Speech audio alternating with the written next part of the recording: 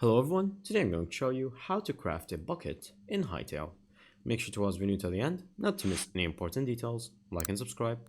So all we have to do is from here we're going to create first a normal workbench.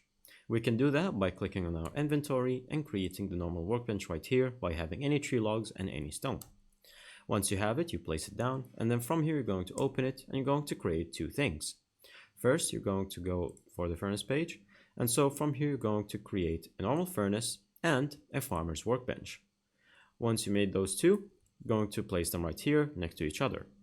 Now you're going to make sure that you have iron ore, which you have collected from the caves by mining down there.